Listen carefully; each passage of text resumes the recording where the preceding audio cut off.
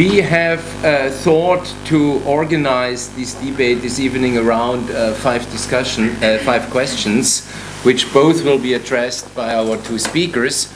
And after this introductory debate on the panel, we will open the floor for a more general discussion.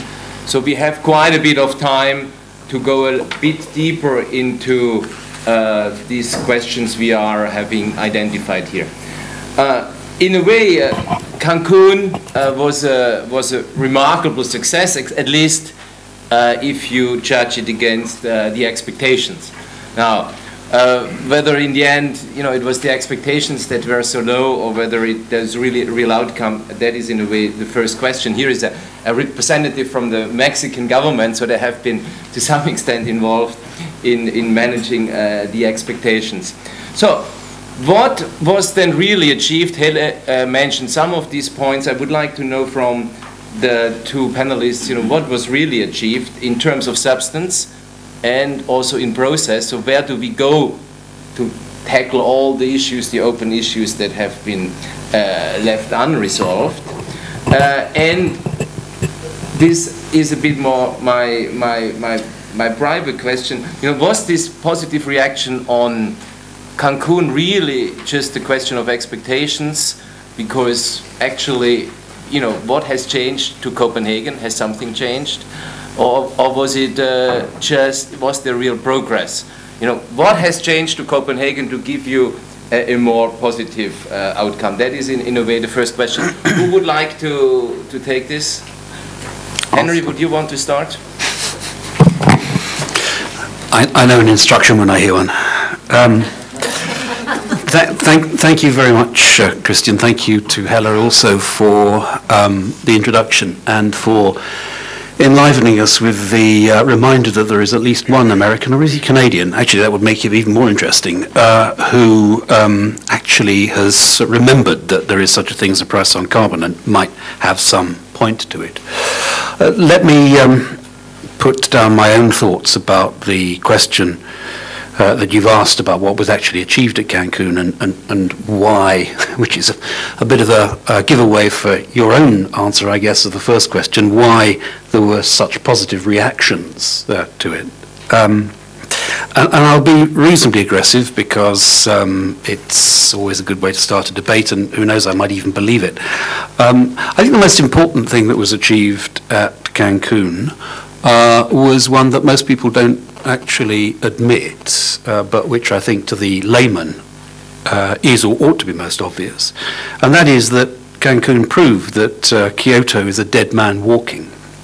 Maybe that's not quite the right analogy. Maybe it's that Kyoto is a patient which has already received a very substantial dose of anesthetic, which we are waiting to take effect, and we don't know whether it will survive the anesthetic or survive any process, any surgical intervention or operation which takes place during the period of anesthesia. In fact, we don't even know whether the operation could be successful.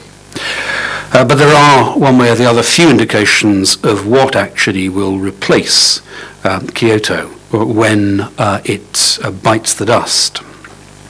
And I think that was the news of the first day, and I think that remained when Yonarima from METI in Japan made Japan's position absolutely perfectly plain. I've never heard the word never used quite so many times by a senior diplomat or quasi-diplomat as I had on that occasion, but they made the point, and they intended to make the point, and the point for Kyoto, I think, follows necessarily. Now, at a level below that, I would say, first of all, that from my own perspective, which is the perspective of the private sector, Cancun was deeply disappointing. Maybe not deeply disappointing from the perspective of what one thought the week before, but disappointing from the perspective of what one expects the private sector to be asked to do or to be given the tools to do, given that, as Helle said, it is blatantly obvious that nothing of any significance will be done to actually achieve a move away from a carbon-dominated economy without the injection of huge quantities of private sector money on purposes which are at the moment, on the whole, non-economic and need to be intervened in some way by the public sector in order to achieve a transformation into being plausibly economic.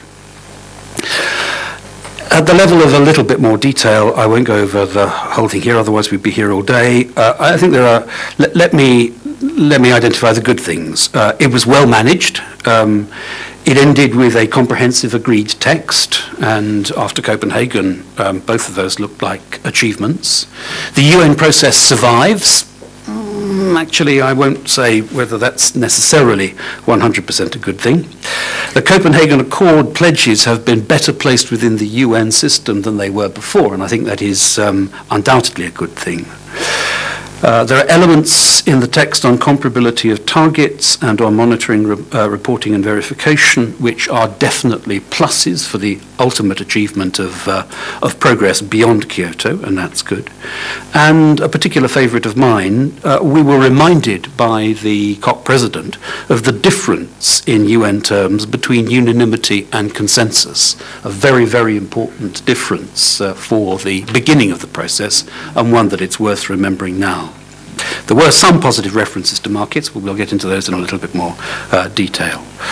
On the other hand, well, I've said what I think the most important difficulties were, and so I will come to the question of why there was a positive reaction. I think the positive reaction was because of relief on the whole that it wasn't worse. There was some good stuff, but I think on the whole, most people were saying, phew, it really looked as though Copenhagen was, had killed the process. Now it may be that the only dead man walking is Kyoto rather than the entire process, but we will see. Yeah, Artur, is Kyoto dead man walking, and what are you going to do about this?